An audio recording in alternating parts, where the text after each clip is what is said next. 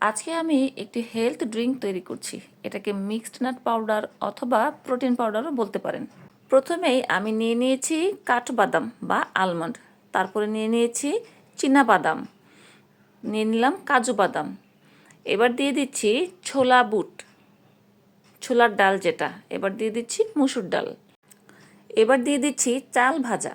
আমরা ভাত রান্না করার জন্য যেই চালটা ব্যবহার করি সেই চালটাই আমি এখানে ভেজে নিয়েছি। আর দিয়ে দিলাম ভুট্টা। আপনারা চাইলে এখানে গম, সাদা তিল এবং তিসির বীজও ব্যবহার করতে পারেন। সাদা তিল এবং তিসির বীজ অবশ্যই অর্ধেক পরিমাণে নেবেন। আমি এখানে যতগুলো উপকরণ নিয়েছি সবগুলো সম পরিমাণে নিয়েছি এবং সবগুলো উপকরণকেই ভেজে নিয়েছি। একটি শুকনো ফ্রাইং প্যানে তেল ছাড়া আমি এগুলোকে ভেজে নিয়েছি।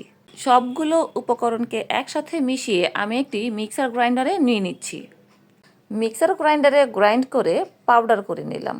এখন এগুলোকে একটি কাচের বাটিতে নিয়ে ঠান্ডা করে একটি কাচের বয়ামে ভরে সংরক্ষণ করব।